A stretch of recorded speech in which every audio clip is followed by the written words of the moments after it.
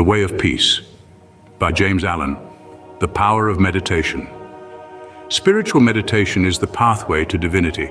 It is the mystic ladder which reaches from earth to heaven, from error to truth, from pain to peace. Every saint has climbed it.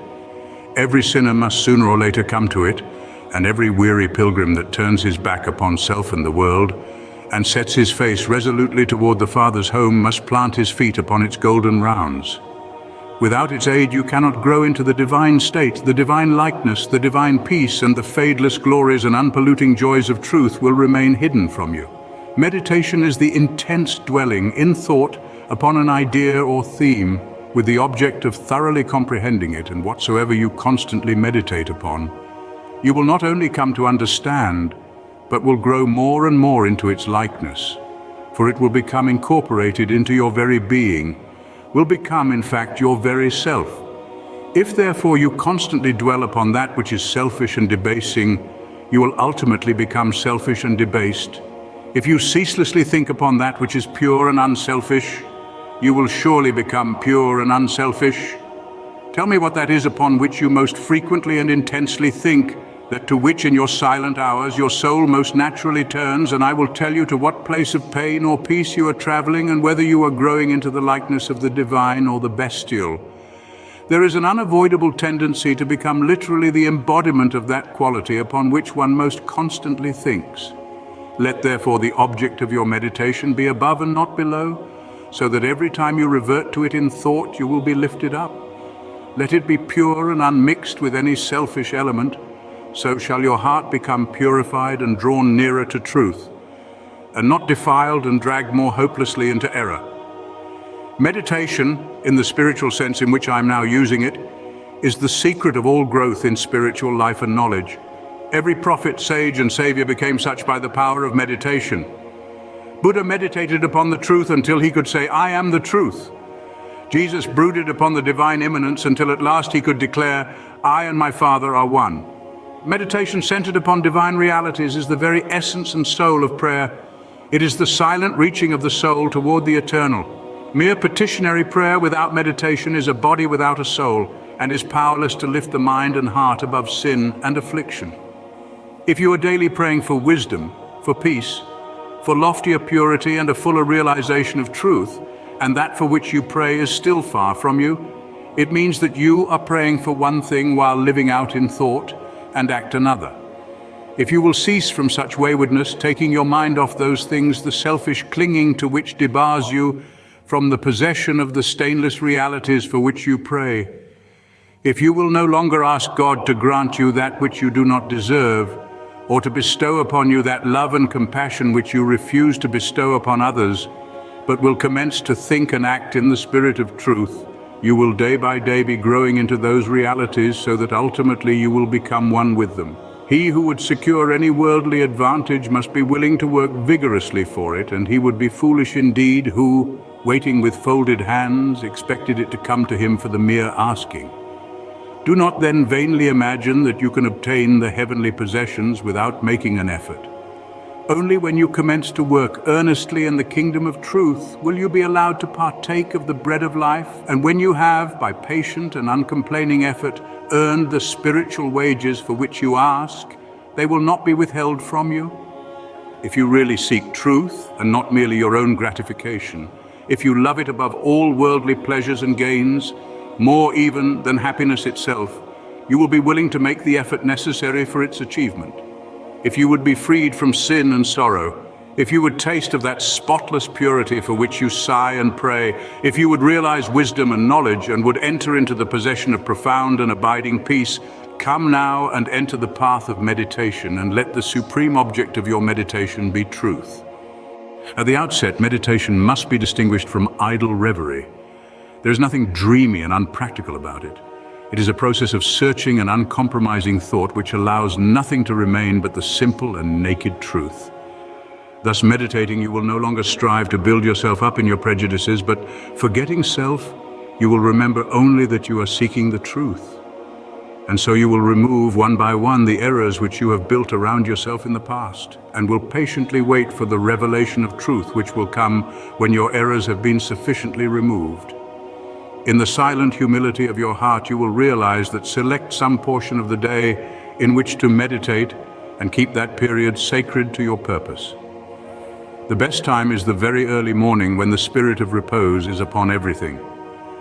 All natural conditions will then be in your favor. The passions, after the long bodily fast of the night, will be subdued. The excitements and worries of the previous day will have died away, and the mind, strong and yet restful, will be receptive to spiritual instruction. Indeed, one of the first efforts you will be called upon to make will be to shake off lethargy and indulgence, and if you refuse, you will be unable to advance, for the demands of the Spirit are imperative. To be spiritually awakened is also to be mentally and physically awakened. The sluggard and the self-indulgent can have no knowledge of truth. He who possessed of health and strength wastes the calm, precious hours of the silent morning in drowsy indulgence is totally unfit to climb the heavenly heights.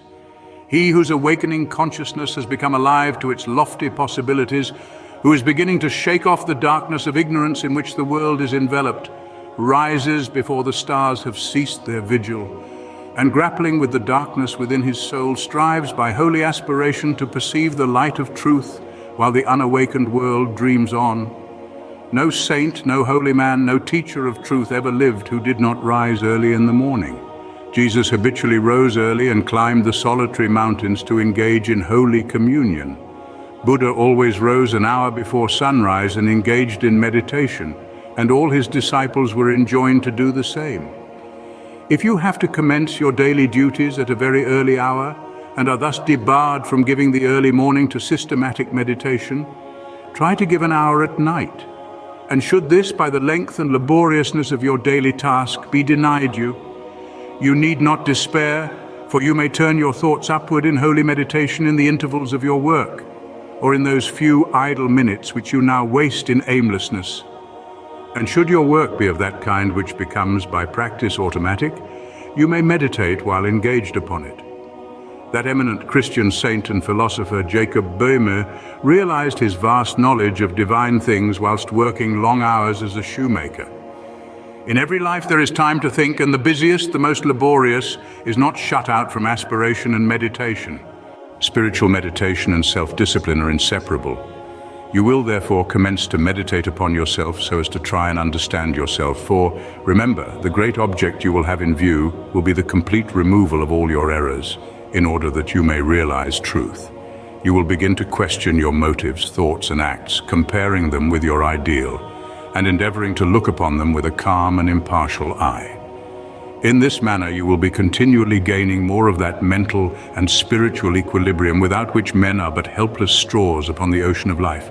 If you are given to hatred or anger, you will meditate upon gentleness and forgiveness, so as to become acutely alive to a sense of your harsh and foolish conduct. You will then begin to dwell in thoughts of love, of gentleness, of abounding forgiveness, and as you overcome the lower by the higher, there will gradually, silently steal into your heart a knowledge of the divine law of love with an understanding of its bearing upon all the intricacies of life and conduct.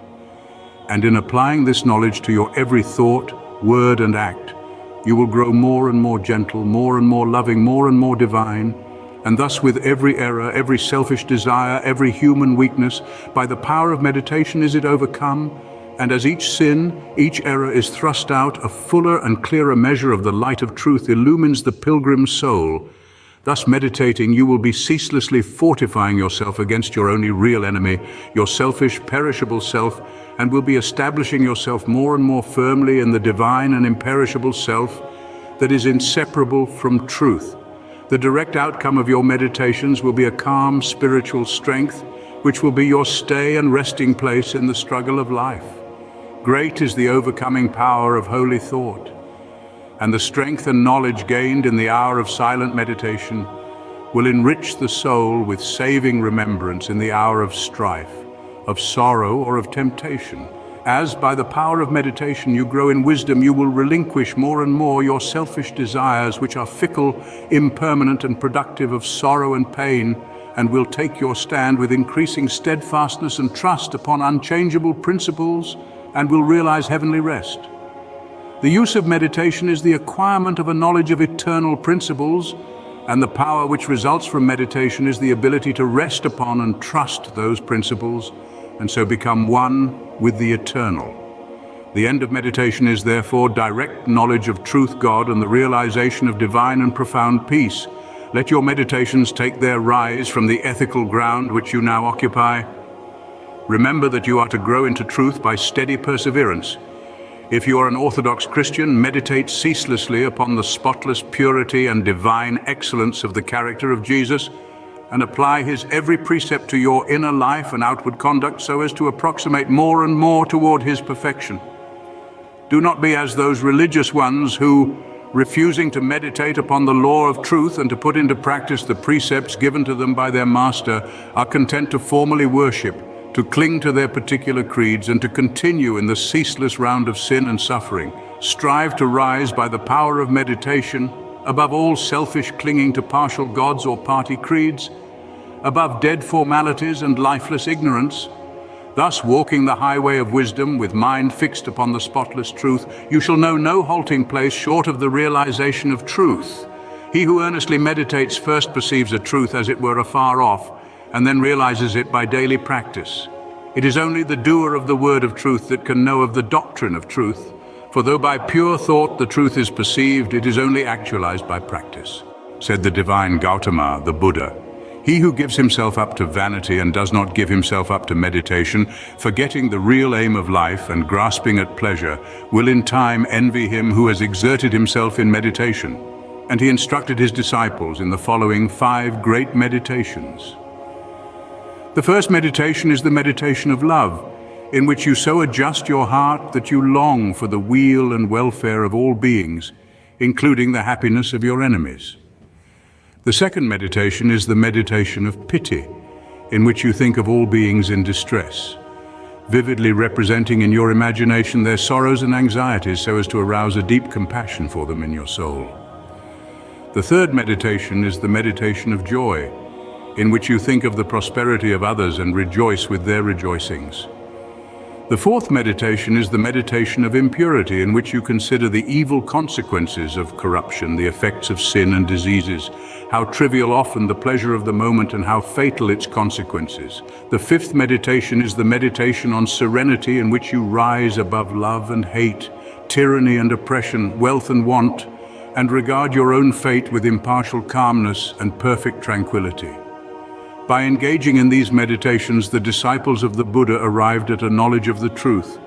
But whether you engage in these particular meditations or not matters little so long as your object is truth, so long as you hunger and thirst for that righteousness which is a holy heart and a blameless life. In your meditations, therefore, let your heart grow and expand with ever-broadening love until, freed from all hatred and passion and condemnation, it embraces the whole universe with thoughtful tenderness. As the flower opens its petals to receive the morning light, so open your soul more and more to the glorious light of truth. Soar upward upon the wings of aspiration, be fearless, and believe in the loftiest possibilities. Believe that a life of absolute meekness is possible. Believe that a life of stainless purity is possible. Believe that a life of perfect holiness is possible. Believe that the realization of the highest truth is possible. He who so believes climbs rapidly the heavenly hills, whilst the unbelievers continue to grope darkly and painfully in the fog-bound valleys. So believing, so aspiring, so meditating, divinely sweet and beautiful will be your spiritual experiences, and glorious the revelations that will enrapture your inward vision. As you realize the divine love, the divine justice, the divine purity, the perfect law of good, O God, great will be your bliss and deep your peace. Old things will pass away, and all things will become new. The veil of the material universe, so dense and impenetrable to the eye of error, so thin and gauzy to the eye of truth, will be lifted, and the spiritual universe will be revealed. Time will cease, and you will live only in eternity. Change and mortality will no more cause you anxiety and sorrow, for you will become established in the unchangeable and will dwell in the very heart of immortality. Star of wisdom, star that of the birth of Vishnu, birth of Krishna, Buddha, Jesus, told the wise ones heavenward looking, waiting, watching for thy gleaming in the darkness of the night-time, in the starless gloom of midnight, shining herald of the coming of the kingdom of the righteous. Teller of the mystic story of the lowly birth of Godhead in the stable of the passions, in the manger of the mind-soul, silent singer of the secret of compassion deep and holy to the heart with sorrow burdened, to the soul with waiting weary, star of all-surpassing brightness, thou again dost deck the midnight. Thou again dost cheer the wise ones watching in the creedal darkness, weary of the endless battle with the grinding blades of error. Tired of lifeless, useless idols, of the dead forms of religions, spent with watching for thy shining, thou hast ended their despairing, thou hast lighted up their pathway, thou hast brought again the old truths to the hearts of all thy watchers. To the souls of them that love thee, thou dost speak of joy and gladness, of the peace that comes of sorrow. Blessed are they that can see thee, weary wanderers in the night-time. Blessed they who feel the throbbing, in their bosoms feel the pulsing of a deep love stirred within them by the great power of thy shining. Let us learn thy lesson truly, learn it faithfully and humbly, learn it meekly, wisely, gladly, ancient star of holy Vishnu, light of Krishna, Buddha, Jesus. The two masters, self and truth. Upon the battlefield of the human soul, two masters are ever contending for the crown of supremacy, for the kingship and dominion of the heart. The master of self, called also the prince of this world, and the master of truth, called also the Father God. The master self is that rebellious one whose weapons are passion, pride, avarice, vanity, self-will, implements of darkness. The master truth is that meek and lowly one whose weapons are gentleness, patience, purity, sacrifice, humility, love, instruments of light. In every soul the battle is waged, and as a soldier cannot engage at once in two opposing armies, so every heart is enlisted either in the ranks of self or of truth. There is no half and half course. There is self and there is truth. Where self is, truth is not. Where truth is, self is not. Thus spake Buddha, the teacher of truth, and Jesus, the manifested Christ, declared that no man can serve two masters, for either he will hate the one and love the other, or else he will hold to the one and despise the other. Ye cannot serve God and mammon. Truth is so simple, so absolutely undeviating and uncompromising, that it admits of no complexity, no turning, no qualification. Self is ingenious, crooked, and governed by subtle and snaky desire, admits of endless turnings and qualifications, and the deluded worshippers of self vainly imagine that they can gratify every worldly desire and at the same time possess the truth. But the lovers of truth worship truth with the sacrifice of self, and ceaselessly guard themselves against worldliness and self-seeking. Do you seek to know and to realize truth? Then you must be prepared to sacrifice, to renounce to the uttermost, for truth in all its glory can only be perceived and known when the last vestige of self has disappeared. The eternal Christ declared that he who would be his disciple must deny himself daily. Are you willing to deny yourself, to give up your lusts, your prejudices, your opinions? If so, you may enter the narrow way of truth and find that peace from which the world is shut out. The absolute denial, the utter extinction of self is the perfect state of truth, and all religions and philosophies are but so many aids to this supreme attainment. Self is the denial of truth. Truth is the denial of self. As you let self die, you will be reborn in truth.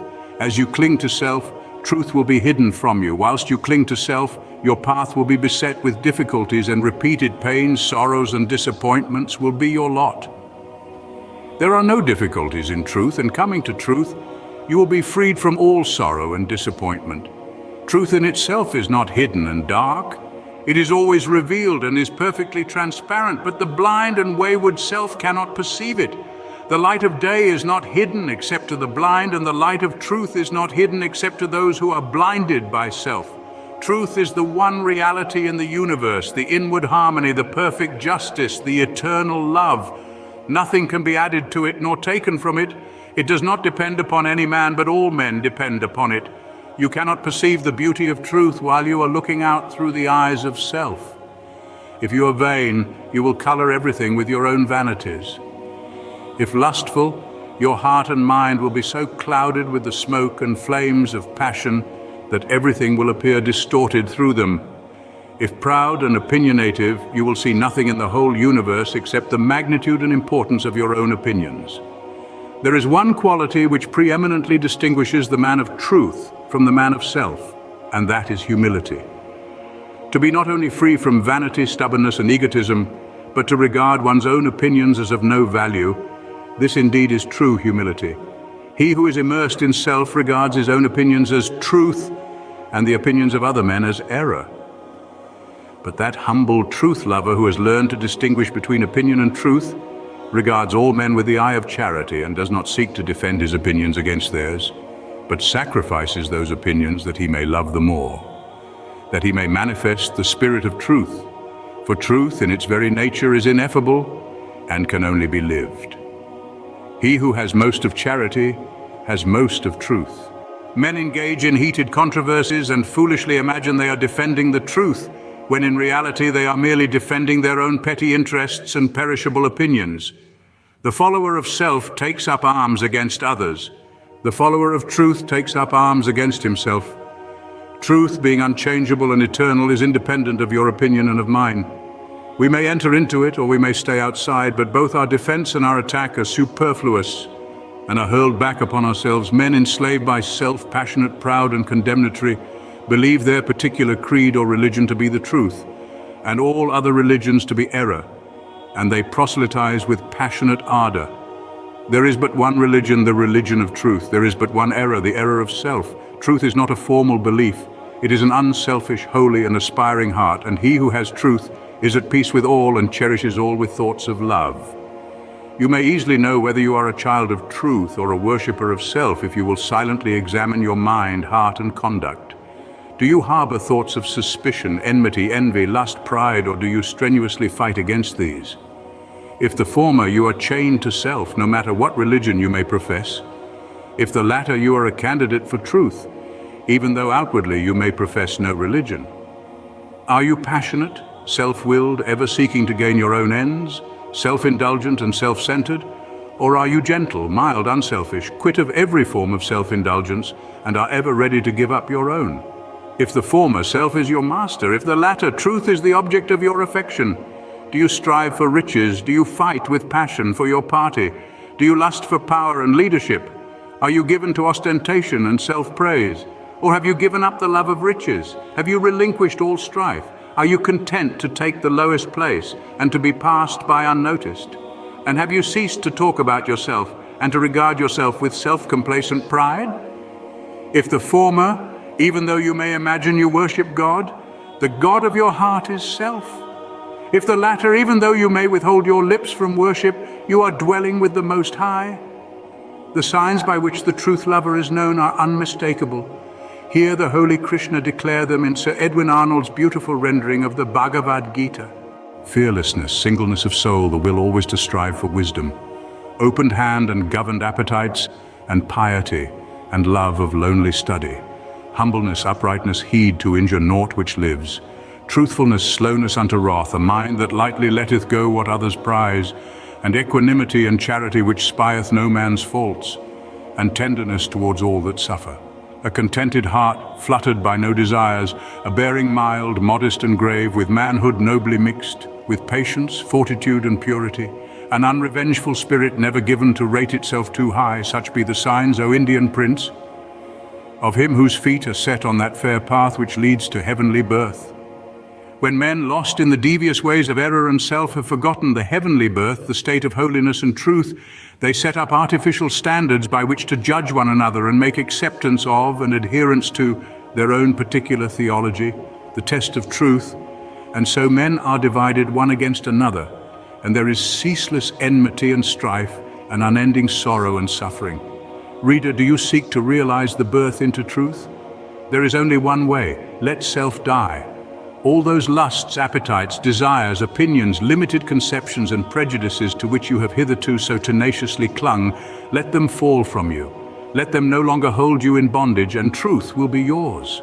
Cease to look upon your own religion as superior to all others, and strive humbly to learn the supreme lesson of charity. No longer cling to the idea so productive of strife and sorrow that the Savior whom you worship is the only Savior, and that the Savior whom your brother worships with equal sincerity and ardor is an impostor. But seek diligently the path of holiness, and then you will realize that every holy man is a savior of mankind. The giving up of self is not merely the renunciation of outward things. It consists of the renunciation of the inward sin, the inward error, not by giving up vain clothing, not by relinquishing riches, not by abstaining from certain foods, not by speaking smooth words, not by merely doing these things is the truth found, but by giving up the spirit of vanity, by relinquishing the desire for riches, by abstaining from the lust of self-indulgence, by giving up all hatred, strife, condemnation, and self-seeking, and becoming gentle and pure at heart. By doing these things is the truth found. To do the former and not to do the latter is Pharisaism and hypocrisy, whereas the latter includes the former. You may renounce the outward world and isolate yourself in a cave or in the depths of a forest, but you will take all your selfishness with you, and unless you renounce that, great indeed will be your wretchedness and deep your delusion. You may remain just where you are, performing all your duties, and yet renounce the world, the inward enemy. To be in the world and yet not of the world is the highest perfection. The most blessed peace is to achieve the greatest victory. The renunciation of self is the way of truth, therefore. Enter the path. There is no grief like hate, no pain like passion, no deceit like sense. Enter the path. Far hath he gone whose foot treads down one fond offense. As you succeed in overcoming self, you will begin to see things in their right relations. He who is swayed by any passion, prejudice, like or dislike, adjusts everything to that particular bias and sees only his own delusions. He who is absolutely free from all passion, prejudice, preference, and partiality sees himself as he is, sees others as they are, sees all things in their proper proportions and right relations. Having nothing to attack, nothing to defend, nothing to conceal, and no interest to guard, he is at peace. He has realized the profound simplicity of truth, for this unbiased, tranquil, blessed state of mind and heart is the state of truth. He who attains to it dwells with the angels and sits at the footstool of the Supreme. Knowing the great law, knowing the origin of sorrow, knowing the secret of suffering, knowing the way of emancipation in truth, how can such a one engage in strife or condemnation? For though he knows that the blind, self-seeking world, surrounded with the clouds of its own illusions and enveloped in the darkness of error and self, cannot perceive the steadfast light of truth, and is utterly incapable of comprehending the profound simplicity of the heart that has died or is dying to self, yet he also knows that when the suffering ages have piled up mountains of sorrow, the crushed and burdened soul of the world will fly to its final refuge, and that when the ages are completed, every prodigal will come back to the fold of truth. And so he dwells in goodwill toward all, and regards all with that tender compassion which a father bestows upon his wayward children. Men cannot understand truth because they cling to self, because they believe in and love self, because they believe self to be the only reality, whereas it is the one delusion. When you cease to believe in and love self, you will desert it, and will fly to truth, and will find the eternal reality. When men are intoxicated with the wines of luxury and pleasure and vanity, the thirst of life grows and deepens within them, and they delude themselves with dreams of fleshly immortality. But when they come to reap the harvest of their own sowing, and pain and sorrow supervene, then crushed and humiliated, relinquishing self and all the intoxications of self, they come with aching hearts to the one immortality, the immortality that destroys all delusions, the spiritual immortality in truth. Men pass from evil to good, from self to truth, through the dark gate of sorrow, for sorrow and self are inseparable. Only in the peace and bliss of truth is all sorrow vanquished. If you suffer disappointment because your cherished plans have been thwarted, or because someone has not come up to your anticipations, it is because you are clinging to self. If you suffer remorse for your conduct, it is because you have given way to self. If you are overwhelmed with chagrin and regret because of the attitude of someone else toward you, it is because you have been cherishing self. If you are wounded on account of what has been done to you or said of you, it is because you are walking in the painful way of self. All suffering is of self. All suffering ends in truth. When you have entered into and realized truth, you will no longer suffer disappointment, remorse, and regret, and sorrow will flee from you. Self is the only prison that can ever bind the soul. Truth is the only angel that can bid the gates unroll, and when he comes to call thee, arise and follow fast. His way may lie through darkness, but it leads to light at last. The woe of the world is of its own making. Sorrow purifies and deepens the soul, and the extremity of sorrow is the prelude to truth. Have you suffered much? Have you sorrowed deeply? Have you pondered seriously upon the problem of life? If so, you are prepared to wage war against self and to become a disciple of truth. The intellectual who do not see the necessity for giving up self frame endless theories about the universe and call them truth. But do thou pursue that direct line of conduct which is the practice of righteousness, and thou wilt realize the truth which has no place in theory and which never changes. Cultivate your heart, water it continually with unselfish love and deep-felt pity, and strive to shut out from it all thoughts and feelings which are not in accordance with love. Return good for evil, love for hatred, gentleness for ill treatment, and remain silent when attacked. So shall you transmute all your selfish desires into the pure gold of love, and self will disappear in truth. So will you walk blamelessly among men, yoked with the easy yoke of lowliness, and clothed with the divine garment of humility. O come, weary brother, thy struggling and striving end thou in the heart of the Master of Ruth. Across self's drear desert, why wilt thou be driving, athirst for the quickening waters of truth? When here by the path of thy searching and sinning flows life's gladsome stream, lies love's oasis green, come, turn thou and rest, know the end and beginning, the sought and the searcher, the seer and seen. Thy master sits not in the unapproached mountains, nor dwells in the mirage which floats on the air, nor shalt thou discover his magical fountains in pathways of sand that encircle despair. In selfhood's dark desert cease wearily seeking the odorous tracks of the feet of thy king. And if thou wouldst hear the sweet sound of his speaking, be deaf to all voices that emptily sing.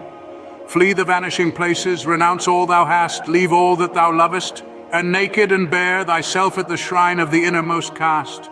The highest, the holiest, the changeless is there. Within in the heart of the silence he dwelleth. Leave sorrow and sin, leave thy wandering sore. Come bathe in his joy, whilst he whispering telleth thy soul what it seeketh, and wander no more. Then cease, weary brother, thy struggling and striving. Find peace in the heart of the Master of Ruth. Across self's dark desert cease wearily driving. Come, drink at the beautiful waters of truth. The acquirement of spiritual power.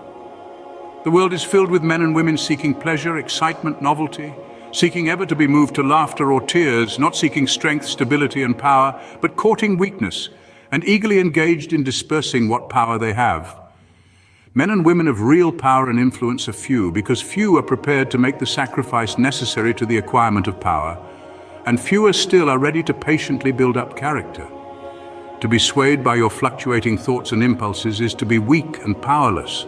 To rightly control and direct those forces is to be strong and powerful. Men of strong animal passions have much of the ferocity of the beast. But this is not power. The elements of power are there, but it is only when this ferocity is tamed and subdued by the higher intelligence that real power begins.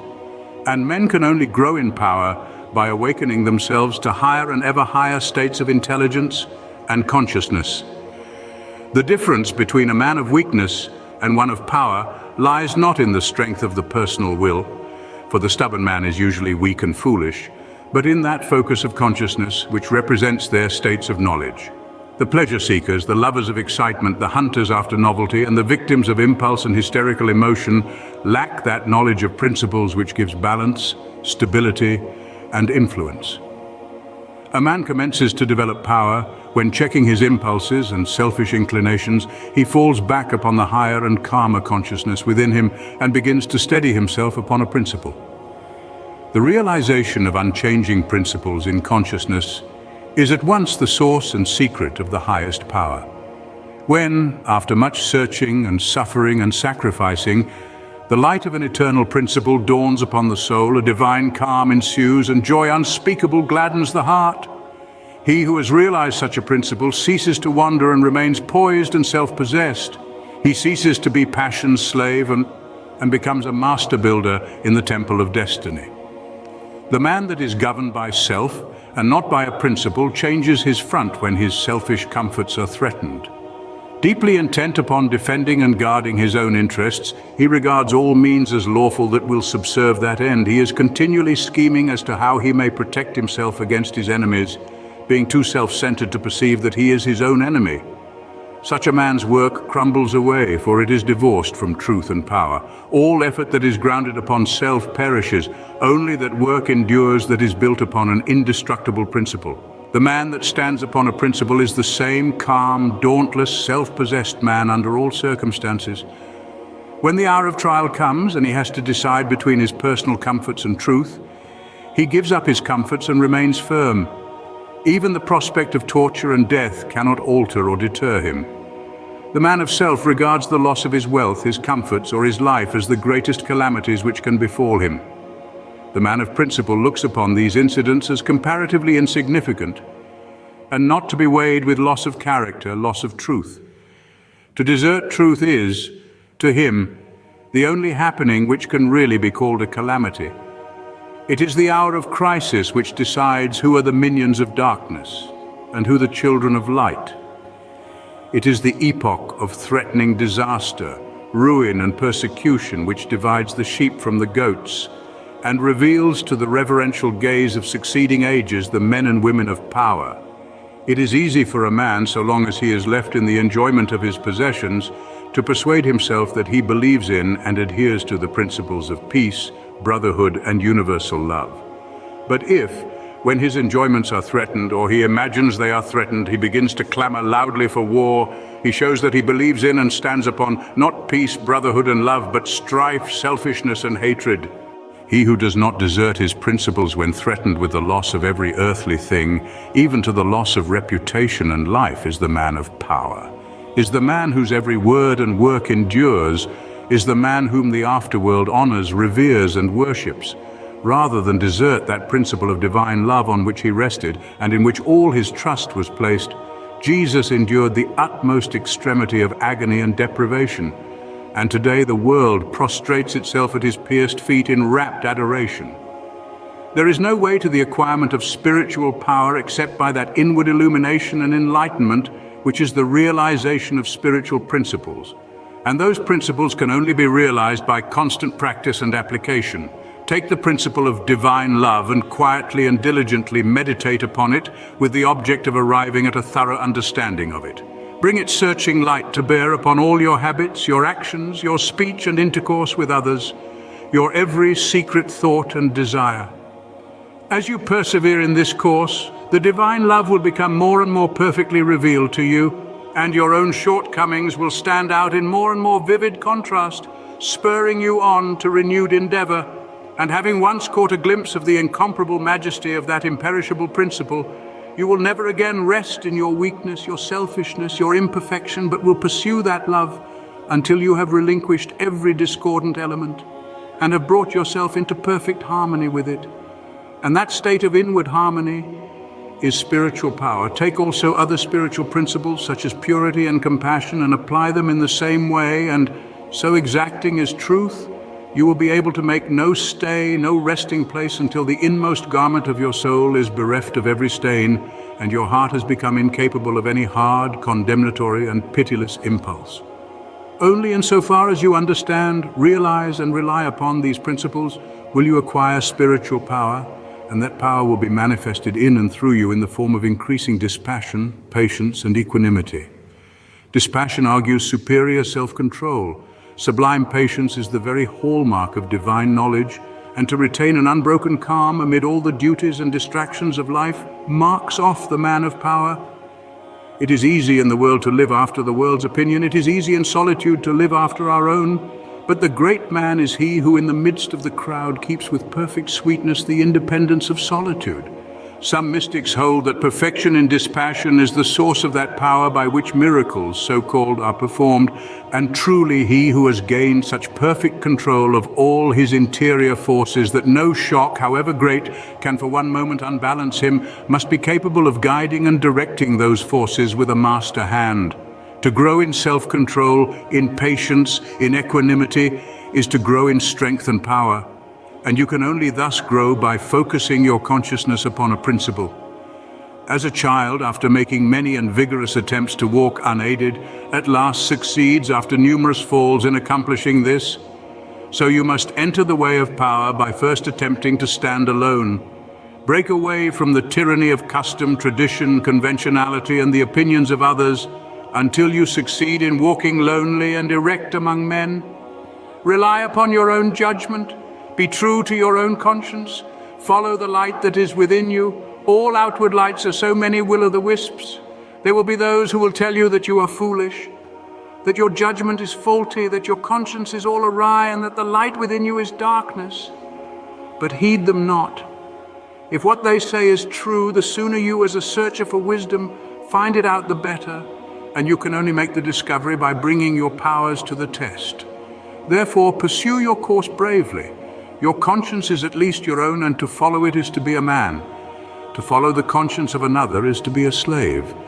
You will have many falls, will suffer many wounds, will endure many buffetings for a time, but press on in faith, believing that sure and certain victory lies ahead. Search for a rock, a principle, and having found it, cling to it, get it under your feet and stand erect upon it, until at last, immovably fixed upon it, you succeed in defying the fury of the waves and storms of selfishness. For selfishness in any and every form is dissipation, weakness, death. Unselfishness in its spiritual aspect is conservation, power, life. As you grow in spiritual life and become established upon principles, you will become as beautiful and as unchangeable as those principles, will taste of the sweetness of their immortal essence, and will realize the eternal and indestructible nature of the God within. No harmful shaft can reach the righteous man, standing erect amid the storms of hate, defying hurt and injury and ban, surrounded by the trembling slaves of fate. Majestic in the strength of silent power, serene he stands, nor changes not nor turns. Patient and firm in suffering's darkest hour, time bends to him and death and doom he spurns. Wrath's lurid lightnings round about him play, and hell's deep thunders roll about his head. Yet heeds he not, for him they cannot slay. Who stands whence earth and time and space are fled, sheltered by deathless love. What fear hath he? Armored in changeless truth, what can he know of loss and gain? Knowing eternity, he moves not whilst the shadows come and go. Call him immortal, call him truth and light and splendor of prophetic majesty, who bideth thus amid the powers of night, clothed with the glory of divinity. The realization of selfless love. It is said that Michelangelo saw in every rough block of stone a thing of beauty awaiting the master hand to bring it into reality. Even so, within each there reposes the divine image awaiting the master hand of faith and the chisel of patience to bring it into manifestation. And that divine image is revealed and realized as stainless, selfless love. Hidden deep in every human heart, though frequently covered up with a mass of hard and almost impenetrable accretions, is the spirit of divine love, whose holy and spotless essence is undying and eternal. It is the truth in man. It is that which belongs to the Supreme, that which is real and immortal. All else changes and passes away. This alone is permanent and imperishable. And to realize this, love by ceaseless diligence in the practice of the highest righteousness, to live in it and to become fully conscious in it, is to enter into immortality here and now, is to become one with truth, one with God, one with the central heart of all things, and to know our own divine and eternal nature. To reach this love, to understand and experience it, one must work with great persistency and diligence upon his heart and mind, must ever renew his patience and keep strong his faith, for there will be much to remove, much to accomplish before the divine image is revealed in all its glorious beauty. He who strives to reach and to accomplish the divine will be tried to the very uttermost. And this is absolutely necessary, for how else could one acquire that sublime patience, without which there is no real wisdom, no divinity? Ever and anon as he proceeds, all his work will seem to be futile and his efforts appear to be thrown away. Now and then a hasty touch will mar his image, and perhaps when he imagines his work is almost completed, he will find what he imagined to be the beautiful form of divine love utterly destroyed, and he must begin again with his past bitter experience to guide and help him. But he who has resolutely set himself to realize the highest recognizes no such thing as defeat. All failures are apparent, not real. Every slip, every fall, every return to selfishness is a lesson learned, an experience gained from which a golden grain of wisdom is extracted, helping the striver toward the accomplishment of his lofty object. To recognize is to enter the way that leads unmistakably toward the divine, and the failings of one who thus recognizes are so many dead selves upon which he rises as upon stepping stones to higher things. Once come to regard your failings, your sorrows and sufferings as so many voices telling you plainly where you are weak and faulty, where you fall below the true and the divine, you will then begin to ceaselessly watch yourself, and every slip, every pang of pain will show you where you are to set to work, and what you have to remove out of your heart in order to bring it nearer to the likeness of the divine, nearer to the perfect love. And as you proceed day by day, detaching yourself more and more from the inward selfishness, the love that is selfless will gradually become revealed to you. And when you are growing patient and calm, when your petulances, tempers, and irritabilities are passing away from you, and the more powerful lusts and prejudices cease to dominate and enslave you, then you will know that the divine is awakening within you, that you are drawing near to the eternal heart, that you are not far from that selfless love, the possession of which is peace and immortality. Divine love is distinguished from human loves in this supremely important particular. It is free from partiality. Human loves cling to a particular object to the exclusion of all else, and when that object is removed, great and deep is the resultant suffering to the one who loves. Divine love embraces the whole universe, and without clinging to any part, yet contains within itself the whole, and he who comes to it by gradually purifying and broadening his human loves until all the selfish and impure elements are burnt out of them, ceases from suffering.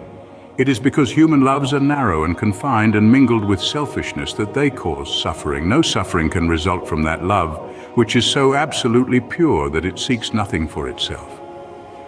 Nevertheless, human loves are absolutely necessary as steps toward the divine, and no soul is prepared to partake of divine love until it has become capable of the deepest and most intense human love. It is only by passing through human loves and human sufferings that divine love is reached and realized. All human loves are perishable like the forms to which they cling, but there is a love that is imperishable and that does not cling to appearances. All human loves are counterbalanced by human hates, but there is a love that admits of no opposite or reaction, divine and free from all taint of self, that sheds its fragrance on all alike. Human loves are reflections of the divine love and draw the soul nearer to the reality, the love that knows neither sorrow nor change. It is well that the mother, clinging with passionate tenderness to the little helpless form of flesh that lies on her bosom, should be overwhelmed with the dark waters of sorrow when she sees it laid in the cold earth. It is well that her tears should flow and her heart ache, for only thus can she be reminded of the evanescent nature of the joys and objects of sense, and be drawn nearer to the eternal and imperishable reality. It is well that lover, brother, sister, husband, wife should suffer deep anguish, and be enveloped in gloom when the visible object of their affections is torn from them, so that they may learn to turn their affections toward the invisible source of all, where alone abiding satisfaction is to be found. It is well that the proud, the ambitious, the self-seeking should suffer defeat, humiliation, and misfortune, that they should pass through the scorching fires of affliction. For only thus can the wayward soul be brought to reflect upon the enigma of life. Only thus can the heart be softened and purified and prepared to receive the truth. When the sting of anguish penetrates the heart of human love, when gloom and loneliness and desertion cloud the soul of friendship and trust, then it is that the heart turns toward the sheltering love of the eternal and finds rest in its silent peace. And whosoever comes to this love is not turned away comfortless, is not pierced with anguish nor surrounded with gloom, and is never deserted in the dark hour of trial. The glory of divine love can only be revealed in the heart that is chastened by sorrow, and the image of the heavenly state can only be perceived and realized when the lifeless, formless accretions of ignorance and self are hewn away. Only that love that seeks no personal gratification or reward, that does not make distinctions, and that leaves behind no heartaches can be called divine. Men, clinging to self and to the comfortless shadows of evil, are in the habit of thinking of divine love as something belonging to a God who is out of reach, as something outside themselves, and that must forever remain outside. Truly the love of God is ever beyond the reach of self, but when the heart and mind are emptied of self, then the selfless love, the supreme love, the love that is of God or good becomes an inward and abiding reality. And this inward realization of holy love is none other than the love of Christ, that is so much talked about and so little comprehended. The love that not only saves the soul from sin, but lifts it also above the power of temptation. But how may one attain to this sublime realization? The answer which truth has always given and will ever give to this question is, empty thyself, and I will fill thee. Divine love cannot be known until self is dead, for self is the denial of love. And how can that which is known be also denied? Not until the stone of self is rolled away from the sepulchre of the soul does the immortal Christ, the pure spirit of love, hitherto crucified, dead and buried, cast off the bands of ignorance and come forth in all the majesty of his resurrection. You believe that the Christ of Nazareth was put to death and rose again. I do not say you err in that belief, but if you refuse to believe that the gentle spirit of love is crucified daily upon the dark cross of your selfish desires, then I say, you err in this unbelief and have not yet perceived, even afar off, the love of Christ. You say that you have tasted of salvation in the love of Christ. Are you saved from your temper, your irritability, your vanity, your personal dislikes, your judgment and condemnation of others? If not, from what are you saved, and wherein have you realized the transforming love of Christ? He who has realized the love that is divine has become a new man and has ceased to be swayed and dominated by the old elements of self. He is known for his patience, his purity, his self-control, his deep charity of heart, and his unalterable sweetness. Divine or selfless love is not a mere sentiment or emotion. It is a state of knowledge which destroys the dominion of evil and the belief in evil, and lifts the soul into the joyful realization of the supreme good. To the divinely wise, knowledge and love are one and inseparable. It is toward the complete realization of this divine love that the whole world is moving. It was for this purpose that the universe came into existence, and every grasping at happiness, every reaching out of the soul toward objects, ideas, and ideals is an effort to realize it. But the world does not realize this love at present, because it is grasping at the fleeting shadow and ignoring in its blindness the substance. And so suffering and sorrow continue, and must continue until the world, taught by its self-inflicted pains, discovers the love that is selfless, the wisdom that is calm and full of peace. And this love, this wisdom, this peace, this tranquil state of mind and heart may be attained to, may be realized by all who are willing and ready to yield up self, and who are prepared to humbly enter into a comprehension of all that the giving up of self involves. There is no arbitrary power in the universe, and the strongest chains of fate by which men are bound are self-forged. Men are chained to that which causes suffering because they desire to be so, because they love their chains, because they think their little dark prison of self is sweet and beautiful, and they are afraid that if they desert that prison, they will lose all that is real and worth having. And the indwelling power which forged the chains and built around itself the dark and narrow prison can break away when it desires and wills to do so, and the soul does will to do so when it has discovered the worthlessness of its prison, when long suffering has prepared it for the reception of the boundless light and love. As the shadow follows the form, and as smoke comes after fire, so effect follows cause, and suffering and bliss follow the thoughts and deeds of men. There is no effect in the world around us but has its hidden or revealed cause, and that cause is in accordance with absolute justice. Men reap a harvest of suffering because in the near or distant past they have sown the seeds of evil. They reap a harvest of bliss also as a result of their own sowing of the seeds of good. Let a man meditate upon this, let him strive to understand it, and he will then begin to sow only seeds of good, and will burn up the tares and weeds which he has formerly grown in the garden of his heart. The world does not understand the love that is selfless because it is engrossed in the pursuit of its own pleasures, and cramped within the narrow limits of perishable interests, mistaking in its ignorance those pleasures and interests for real and abiding things. Caught in the flames of fleshly lusts and burning with anguish, it sees not the pure and peaceful beauty of truth. Feeding upon the swinish husks of error and self-delusion, it is shut out from the mansion of all-seeing love. Not having this love, not understanding it, men institute innumerable reforms which involve no inward sacrifice, and each imagines that his reform is going to right the world forever, while he himself continues to propagate evil by engaging it in his own heart. That only can be called reform, which tends to reform the human heart, for all evil has its rise there, and not until the world, ceasing from selfishness and party strife, has learned the lesson of divine love, will it realize the golden age of universal blessedness. Let the rich cease to despise the poor, and the poor to condemn the rich. Let the greedy learn how to give, and the lustful how to grow pure. Let the partisans cease from strife, and the uncharitable begin to forgive. Let the envious endeavor to rejoice with others, and the slanderers grow ashamed of their conduct. Let men and women take this course, and lo, the golden age is at hand. He, therefore, who purifies his own heart is the world's greatest benefactor.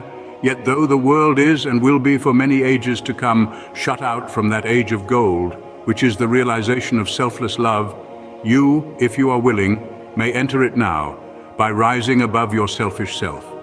If you will pass from prejudice, hatred, and condemnation to gentle and forgiving love, where hatred, dislike, and condemnation are, selfless love does not abide. It resides only in the heart that has ceased from all condemnation. You say, how can I love the drunkard, the hypocrite, the sneak, the murderer? I am compelled to dislike and condemn such men. It is true you cannot love such men emotionally, but when you say that you must perforce dislike and condemn them, you show that you are not acquainted with the great, overruling love, for it is possible to attain to such a state of interior enlightenment as will enable you to perceive the train of causes by which these men have become as they are, to enter into their intense sufferings, and to know the certainty of their ultimate purification.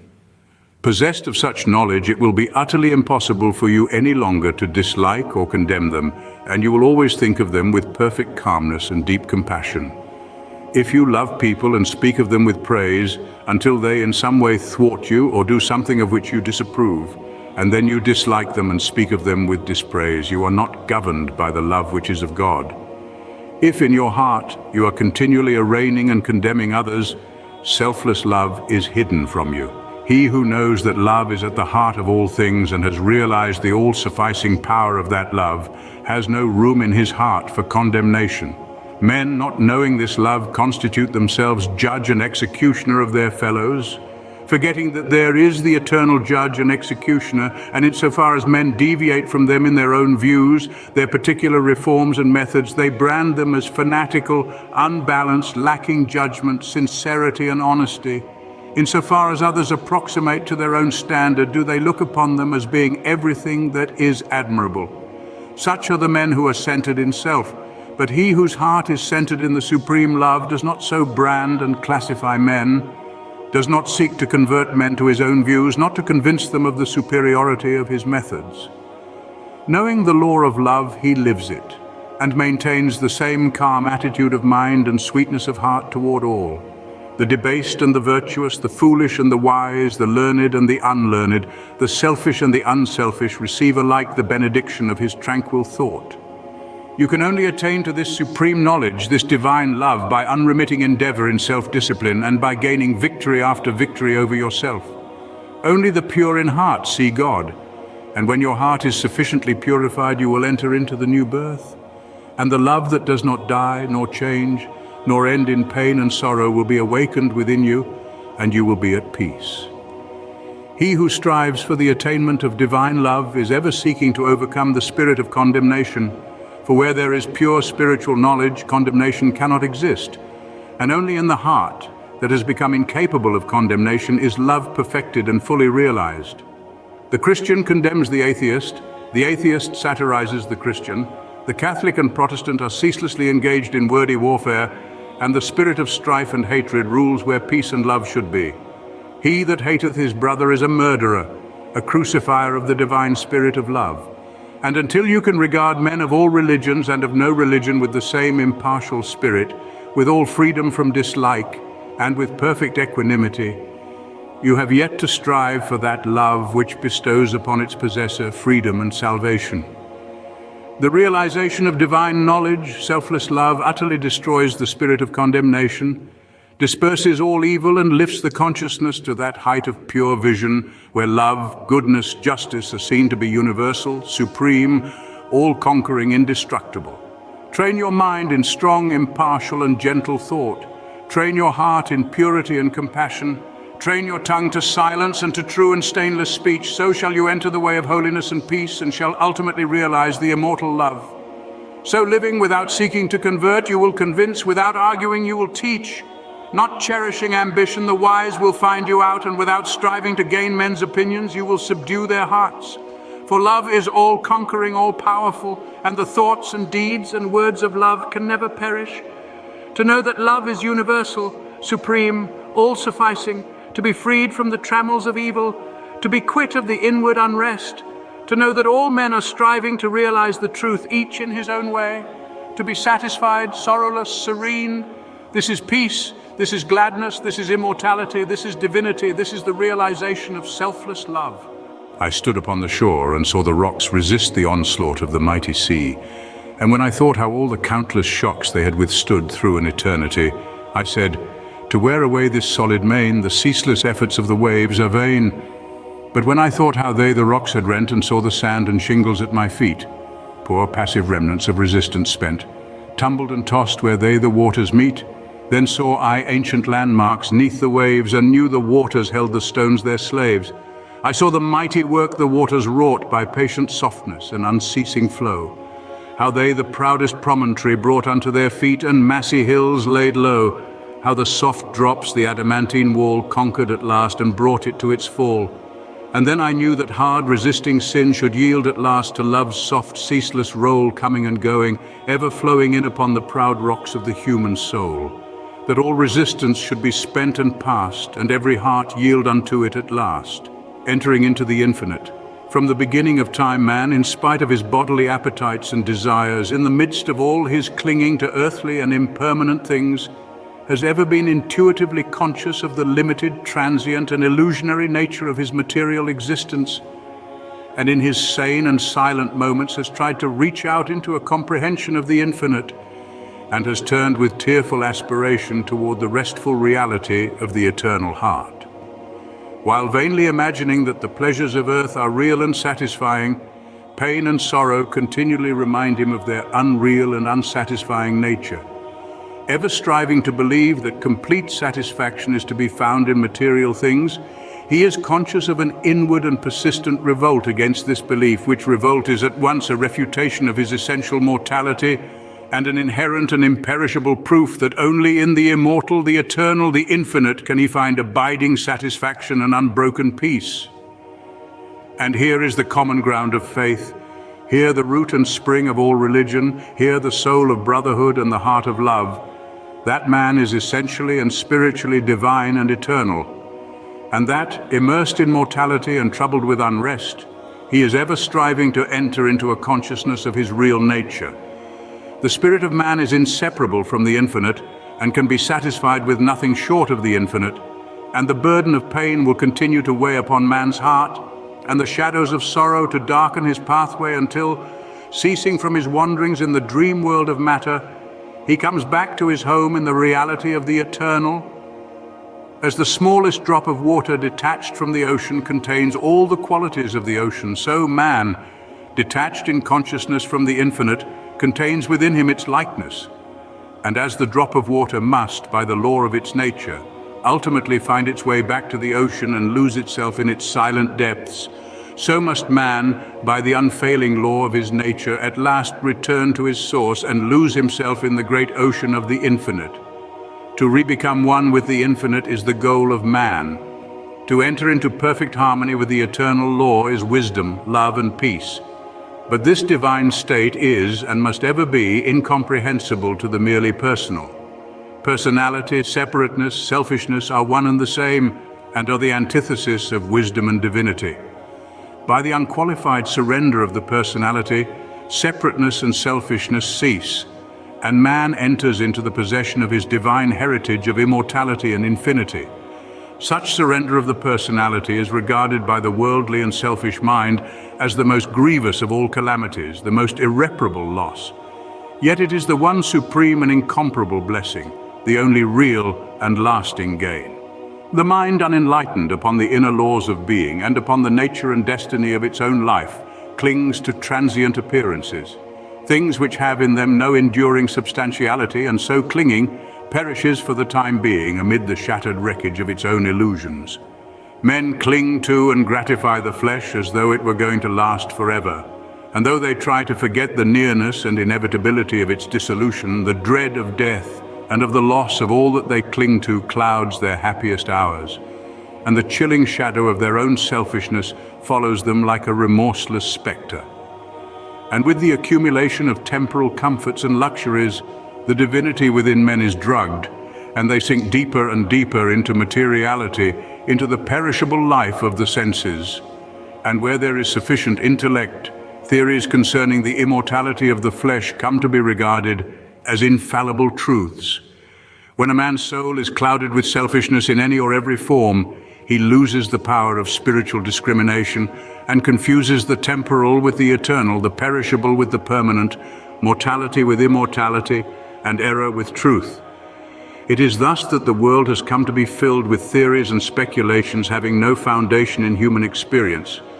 Every body of flesh contains within itself, from the hour of birth, the elements of its own destruction, and by the unalterable law of its own nature must it pass away. The perishable in the universe can never become permanent. The permanent can never pass away. The mortal can never become immortal. The immortal can never die. The temporal cannot become eternal, nor the eternal become temporal. Appearance can never become reality, nor reality fade into appearance. Error can never become truth, nor can truth become error. Man cannot immortalize the flesh, but by overcoming the flesh, by relinquishing all its inclinations, he can enter the region of immortality. God alone hath immortality, and only by realizing the God state of consciousness does man enter into immortality. All nature in its myriad forms of life is changeable, impermanent, unenduring. Only the informing principle of nature endures. Nature is many and is marked by separation. The informing principle is one and is marked by unity. By overcoming the senses and the selfishness within, which is the overcoming of nature, man emerges from the chrysalis of the personal and illusory and wings himself into the glorious light of the impersonal, the region of universal truth, out of which all perishable forms come. Let men therefore practice self-denial. Let them conquer their animal inclinations. Let them refuse to be enslaved by luxury and pleasure. Let them practice virtue and grow daily into high and ever higher virtue, until at last they grow into the divine and enter into both the practice and the comprehension of humility, meekness, forgiveness, compassion, and love, which practice and comprehension constitute divinity. Goodwill gives insight, and only he who has so conquered his personality that he has but one attitude of mind, that of goodwill toward all creatures, is possessed of divine insight and is capable of distinguishing the true from the false. The supremely good man is therefore the wise man, the divine man, the enlightened seer, the knower of the eternal. Where you find unbroken gentleness, enduring patience, sublime lowliness, graciousness of speech, self-control, self-forgetfulness, and deep and abounding sympathy, look there for the highest wisdom. Seek the company of such a one, for he has realized the divine, he lives with the eternal, he has become one with the infinite. Believe not him that is impatient, given to anger, boastful, who clings to pleasure and refuses to renounce his selfish gratifications, and who practices not goodwill and far-reaching compassion. For such a one hath not wisdom, vain is all his knowledge, and his works and words will perish, for they are grounded on that which passes away. Let a man abandon self, let him overcome the world, let him deny the personal. By this pathway only can he enter into the heart of the infinite. The world, the body, the personality are mirages upon the desert of time, transitory dreams in the dark night of spiritual slumber, and those who have crossed the desert, those who are spiritually awakened, have alone comprehended the universal reality where all appearances are dispersed and dreaming and delusion are destroyed. There is one great law which exacts unconditional obedience, one unifying principle which is the basis of all diversity, one eternal truth wherein all the problems of earth pass away like shadows. To realize this law, this unity, this truth is to enter into the infinite, is to become one with the eternal. To center one's life in the great law of love is to enter into rest, harmony, peace. To refrain from all participation in evil and discord, to cease from all resistance to evil, and from the omission of that which is good, and to fall back upon unswerving obedience to the holy calm within, is to enter into the inmost heart of things, is to attain to a living conscious experience of that eternal and infinite principle, which must ever remain a hidden mystery to the merely perceptive intellect. Until this principle is realized, the soul is not established in peace, and he who so realizes is truly wise, not wise with the wisdom of the learned, but with the simplicity of a blameless heart and of a divine manhood. To enter into a realization of the infinite and eternal is to rise superior to time and the world and the body which comprise the kingdom of darkness, and is to become established in immortality, heaven, and the spirit which make up the empire of light. Entering into the infinite is not a mere theory or sentiment. It is a vital experience which is the result of assiduous practice in inward purification. When the body is no longer believed to be, even remotely, the real man, when all appetites and desires are thoroughly subdued and purified, when the emotions are rested and calm, and when the oscillation of the intellect ceases and perfect poise is secured, then and not till then does consciousness become one with the infinite.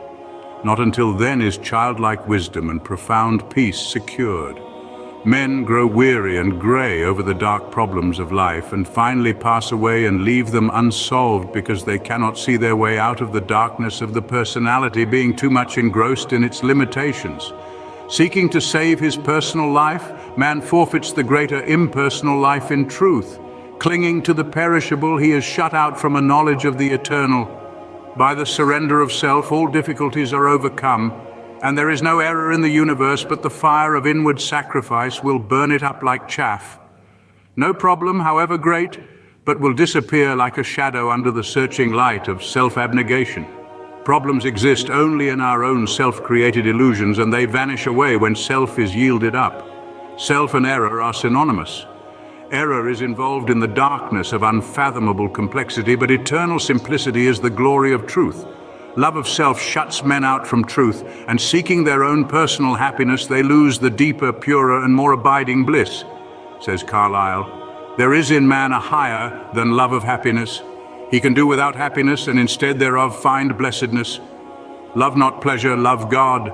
This is the everlasting yea, wherein all contradiction is solved, wherein whoso walks and works, it is well with him. He who has yielded up that self, that personality that men most love and to which they cling with such fierce tenacity, has left behind him all perplexity and has entered into a simplicity so profoundly simple as to be looked upon by the world, involved as it is in a network of error, as foolishness. Yet such a one has realized the highest wisdom and is at rest in the infinite. He accomplishes without striving, and all problems melt before him, for he has entered the region of reality and deals not with changing effects, but with the unchanging principles of things. He is enlightened with a wisdom which is as superior to ratiocination as reason is to animality. Having yielded up his lusts, his errors, his opinions and prejudices, he has entered into possession of the knowledge of God, having slain the selfish desire for heaven, and along with it the ignorant fear of hell. Having relinquished even the love of life itself, he has gained supreme bliss and life eternal, the life which bridges life and death and knows its own immortality. Having yielded up all without reservation, he has gained all and rests in peace on the bosom of the infinite. Only he who has become so free from self as to be equally content to be annihilated as to live, or to live as to be annihilated, is fit to enter into the infinite. Only he who, ceasing to trust his perishable self, has learned to trust in boundless measure the great law, the supreme good, is prepared to partake of undying bliss. For such a one there is no more regret, nor disappointment, nor remorse. For where all selfishness has ceased, these sufferings cannot be. And whatever happens to him, he knows that it is for his own good, and he is content, being no longer the servant of self, but the servant of the Supreme. He is no longer affected by the changes of earth, and when he hears of wars and rumors of wars, his peace is not disturbed. And where men grow angry and cynical and quarrelsome, he bestows compassion and love. Though appearances may contradict it, he knows that the world is progressing, and that through its laughing and its weeping, through its living and its keeping, through its follies and its labors, weaving in and out of sight, to the end from the beginning, through all virtue and all sinning, reeled from God's great spool of progress, runs the golden thread of light. When a fierce storm is raging, none are angered about it because they know it will quickly pass away. And when the storms of contention are devastating the world, the wise man, looking with the eye of truth and pity, knows that it will pass away, and that out of the wreckage of broken hearts which it leaves behind, the immortal temple of wisdom will be built. Sublimely patient, infinitely compassionate, deep, silent, and pure, his very presence is a benediction. And when he speaks, men ponder his words in their hearts, and by them rise to higher levels of attainment. Such is he who has entered into the infinite, who by the power of utmost sacrifice has solved the sacred mystery of life.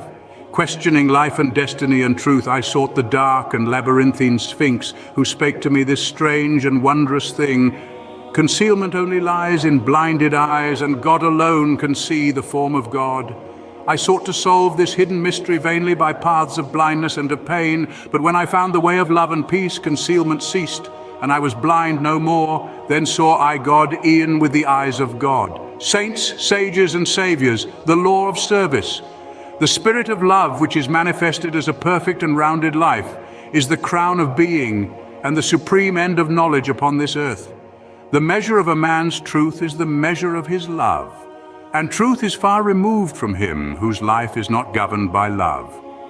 The intolerant and condemnatory, even though they profess the highest religion, have the smallest measure of truth, while those who exercise patience and who listen calmly and dispassionately to all sides, and both arrive themselves at and incline others to thoughtful and unbiased conclusions upon all problems and issues, have truth in fullest measure. The final test of wisdom is this: how does a man live? What spirit does he manifest? How does he act under trial and temptation?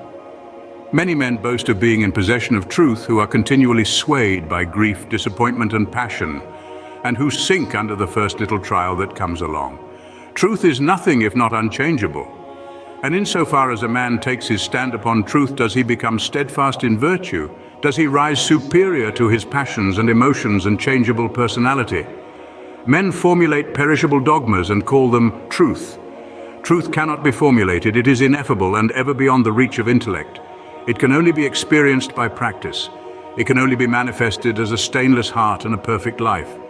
Who then, in the midst of the ceaseless pandemonium of schools and creeds and parties, has the truth? He who lives it, he who practices it, he who, having risen above that pandemonium by overcoming himself, no longer engages in it but sits apart, quiet, subdued, calm, and self-possessed, freed from all strife, all bias, all condemnation, and bestows upon all the glad and unselfish love of the divinity within him. He who is patient, calm, gentle, and forgiving under all circumstances manifests the truth. Truth will never be proved by wordy arguments and learned treatises, for if men do not perceive the truth in infinite patience, undying forgiveness, and all-embracing compassion, no words can ever prove it to them. It is an easy matter for the passionate to be calm and patient when they are alone or are in the midst of calmness. It is equally easy for the uncharitable to be gentle and kind when they are dealt kindly with. But he who retains his patience and calmness under all trial, who remains sublimely meek and gentle under the most trying circumstances, he and he alone is possessed of the spotless truth. And this is so because such lofty virtues belong to the divine and can only be manifested by one who has attained to the highest wisdom, who has relinquished his passionate and self-seeking nature, who has realized the supreme and unchangeable law and has brought himself into harmony with it. Let men therefore cease from vain and passionate arguments about truth, and let them think and say and do those things which make for harmony, peace, love, and goodwill. Let them practice heart virtue and search humbly and diligently for the truth which frees the soul from all error and sin, from all that blights the human heart, and that darkens, as with unending night, the pathway of the wandering souls of earth. There is one great all-embracing law which is the foundation and cause of the universe, the law of love. It has been called by many names in various countries and at various times, but behind all its names, the same unalterable law may be discovered by the eye of truth. Names, religions, personalities pass away, but the law of love remains. To become possessed of a knowledge of this law, to enter into conscious harmony with it, is to become immortal, invincible, indestructible. It is because of the effort of the soul to realize this law that men come again and again to live, to suffer and to die, and when realized, suffering ceases, personality is dispersed, and the fleshly life and death are destroyed, for consciousness becomes one with the eternal. The law is absolutely impersonal, and its highest manifested expression is that of service. When the purified heart has realized truth, it is then called upon to make the last, the greatest and holiest sacrifice, the sacrifice of the well-earned enjoyment of truth. It is by virtue of this sacrifice that the divinely emancipated soul comes to dwell among men, clothed with a body of flesh, content to dwell among the lowliest and least, and to be esteemed the servant of all mankind. That sublime humility which is manifested by the world's saviors is the seal of Godhead, and he who has annihilated the personality and has become a living, visible manifestation of the impersonal, eternal, boundless spirit of love is alone singled out as worthy to receive the unstinted worship of posterity. He only who succeeds in humbling himself with that divine humility, which is not only the extinction of self, but is also the pouring out upon all the spirit of unselfish love, is exalted above measure and given spiritual dominion in the hearts of mankind. All the great spiritual teachers have denied themselves personal luxuries, comforts, and rewards, have abjured temporal power, and have lived and taught the limitless and impersonal truth. Compare their lives and teachings, and you will find the same simplicity, the same self-sacrifice, the same humility, love, and peace both lived and preached by them. They taught the same eternal principles, the realization of which destroys all evil. Those who have been hailed and worshipped as the saviors of mankind are manifestations of the great impersonal law, and being such were free from passion and prejudice, and having no opinions and no special letter of doctrine to preach and defend, they never sought to convert and to proselytize. Living in the highest goodness, the supreme perfection, their sole object was to uplift mankind by manifesting that goodness in thought, word, and deed. They stand between man the personal and God the impersonal, and serve as exemplary types for the salvation of self-enslaved mankind. Men who are immersed in self and who cannot comprehend the goodness that is absolutely impersonal, deny divinity to all saviors except their own, and thus introduce personal hatred and doctrinal controversy, and while defending their own particular views with passion, look upon each other as being heathens or infidels, and so render null and void, as far as their lives are concerned, the unselfish beauty and holy grandeur of the lives and teachings of their own masters. Truth cannot be limited, it can never be the special prerogative of any man, school, or nation, and when personality steps in, truth is lost. The glory alike of the saint, the sage, and the savior is this, that he has realized the most profound lowliness, the most sublime unselfishness. Having given up all, even his own personality, all his works are holy and enduring, for they are freed from every taint of self. He gives, yet never thinks of receiving. He works without regretting the past or anticipating the future, and never looks for reward. When the farmer has tilled and dressed his land and put in the seed, he knows that he has done all that he can possibly do, and that now he must trust to the elements and wait patiently for the course of time to bring about the harvest, and that no amount of expectancy on his part will affect the result. Even so, he who has realized truth goes forth as a sower of the seeds of goodness, purity, love, and peace without expectancy, and never looking for results, knowing that there is the great overruling law which brings about its own harvest in due time, and which is alike the source of preservation and destruction. Men, not understanding the divine simplicity of a profoundly unselfish heart, look upon their particular Savior as the manifestation of a special miracle, as being something entirely apart and distinct from the nature of things, and as being, in his ethical excellence, eternally unapproachable by the whole of mankind. This attitude of unbelief, for such it is, in the divine perfectibility of man, paralyzes effort and binds the souls of men as with strong ropes to sin and suffering. Jesus grew in wisdom and was perfected by suffering. What Jesus was, he became such. What Buddha was, he became such.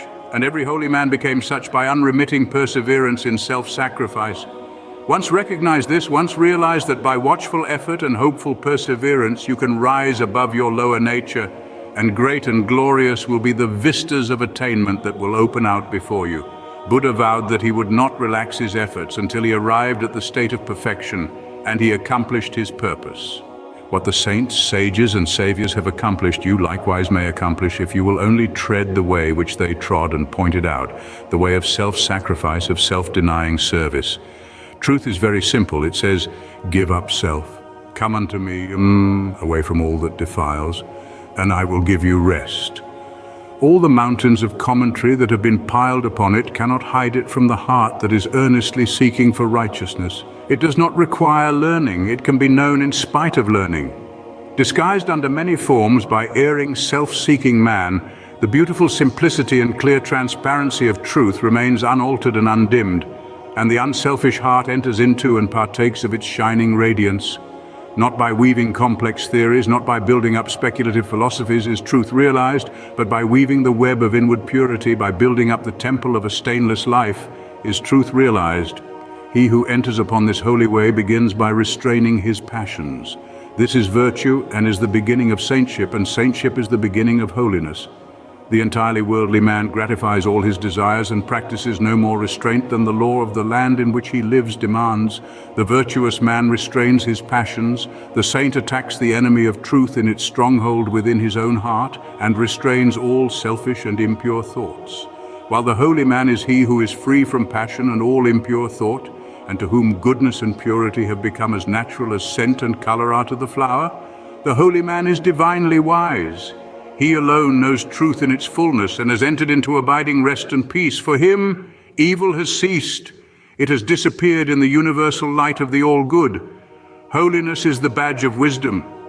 Said Krishna to the prince Arjuna, humbleness, truthfulness and harmlessness, patience and honor, reverence for the wise, purity, constancy, control of self, contempt of sense delights, self-sacrifice, perception of the certitude of ill in birth, death, age, disease, suffering and sin, an ever-tranquil heart in fortune's good and fortune's evil, endeavors resolute to reach perception of the utmost soul, and grace to understand what gain it were so to attain. This is true wisdom, Prince, and what is otherwise is ignorance. Whoever fights ceaselessly against his own selfishness and strives to supplant it with all-embracing love is a saint, whether he live in a cottage or in the midst of riches and influence, or whether he preaches or remains obscure. To the worldling who is beginning to aspire towards higher things, the saint, such as a sweet Saint Francis of Assisi or a conquering Saint Anthony, is a glorious and inspiring spectacle. To the saint, an equally enrapturing sight is that of the sage, sitting serene and holy, the conqueror of sin and sorrow, no more tormented by regret and remorse, and whom even temptation can never reach. And yet even the sage is drawn on by a still more glorious vision, that of the Savior actively manifesting his knowledge in selfless works, and rendering his divinity more potent for good by sinking himself in the throbbing, sorrowing, aspiring heart of mankind. And this only is true service, to forget oneself in love towards all, to lose oneself in working for the whole. O thou vain and foolish man, who thinkest that thy many works can save thee, who chained to all error talkest loudly of thyself, thy work, and thy many sacrifices, and magnifiest thine own importance.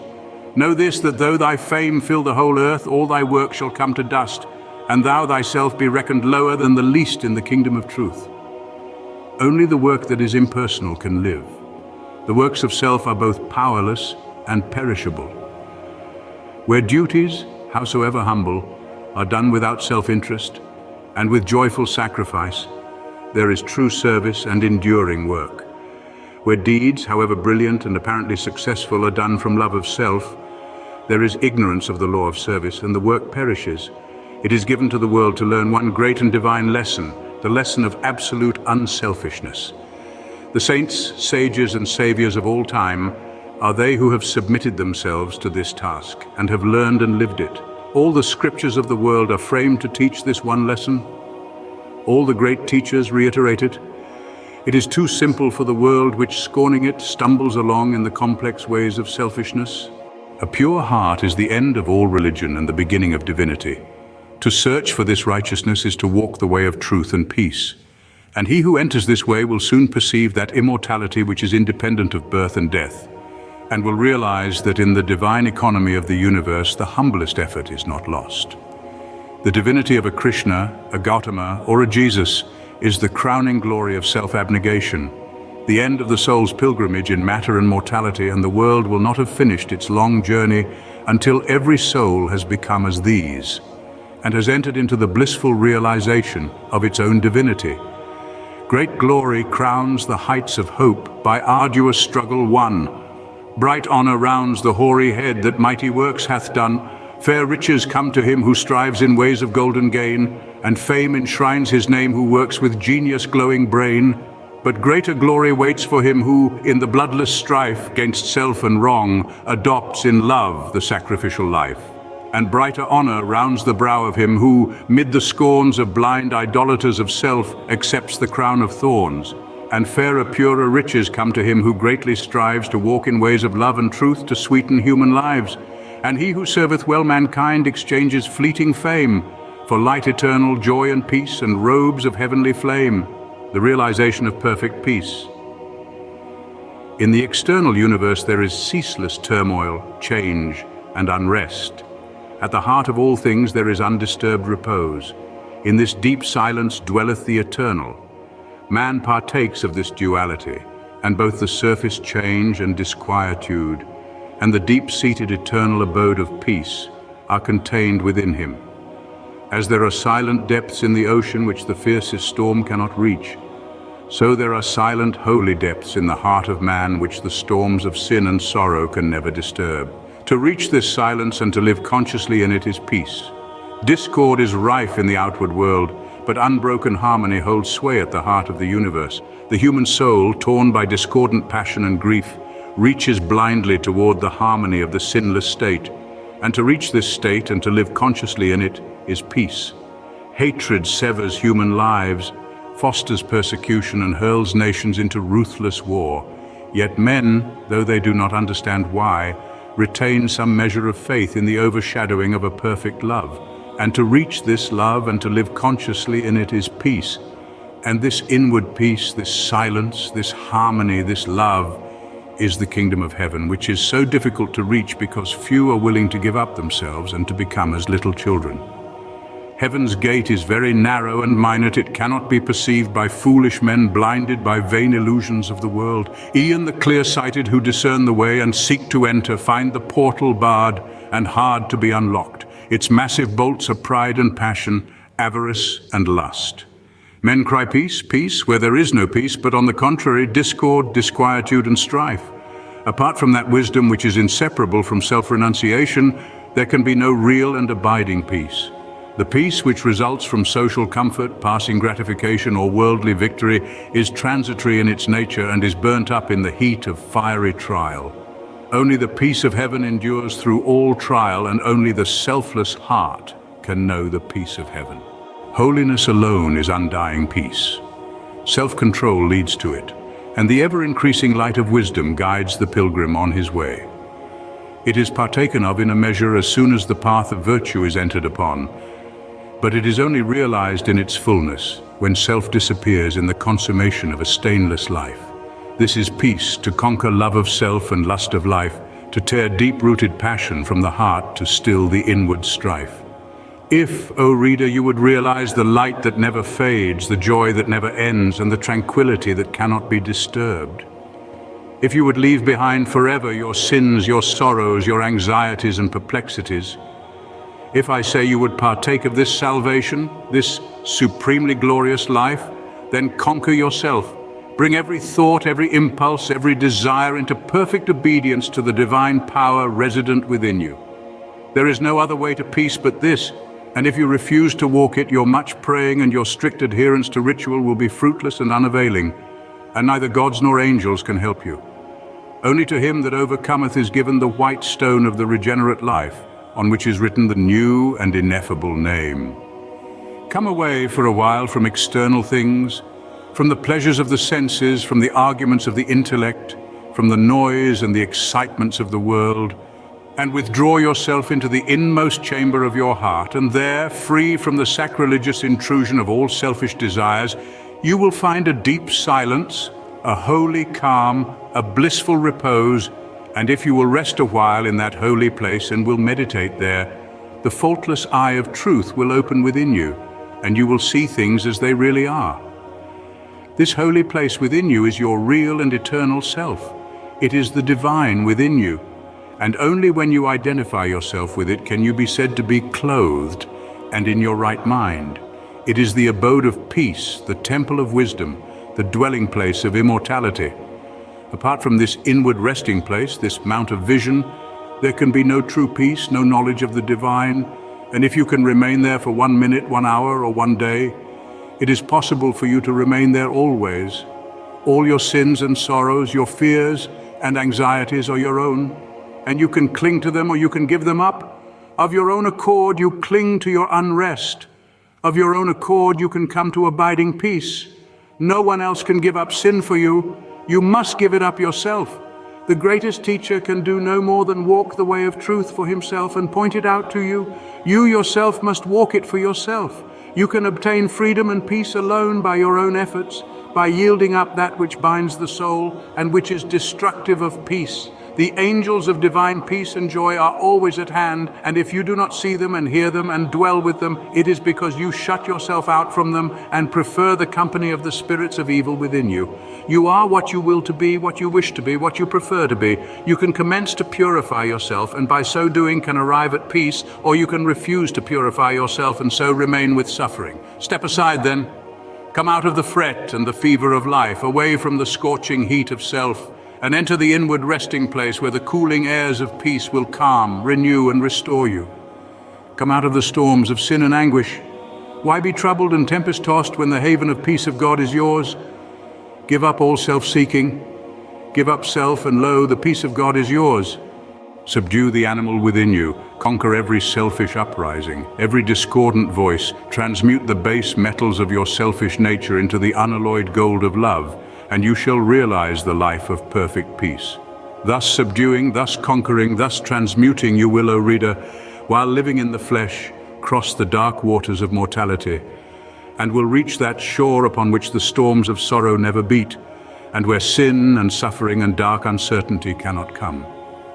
Standing upon that shore, holy, compassionate, awakened, and self-possessed, and glad with unending gladness, you will realize that never the Spirit was born, the Spirit will cease to be never. Never was time it was not, end and beginning are dreams. Birthless and deathless and changeless remaineth the Spirit forever. Death hath not touched it at all, dead though the house of it seems. You will then know the meaning of sin, of sorrow, of suffering, and that the end thereof is wisdom. Will know the cause and the issue of existence. And with this realization you will enter into rest, for this is the bliss of immortality, this the unchangeable gladness, this the untrammeled knowledge, undefiled wisdom, and undying love. This and this only is the realization of perfect peace. O thou who wouldst teach men of truth, hast thou passed through the desert of doubt? Art thou purged by the fires of sorrow? Hath ruth the fiends of opinion cast out of thy human heart? Is thy soul so fair that no false thought can ever harbor there? O thou who wouldst teach men of love, hast thou passed through the place of despair? Hast thou wept through the dark night of grief? Does it move, now freed from its sorrow and care, thy human heart to pitying gentleness, looking on wrong and hate and ceaseless stress? O thou who wouldst teach men of peace, hast thou crossed the wide ocean of strife? Hast thou found on the shores of the silence release from all the wild unrest of life? From thy human heart hath all striving gone, leaving but truth and love and peace alone?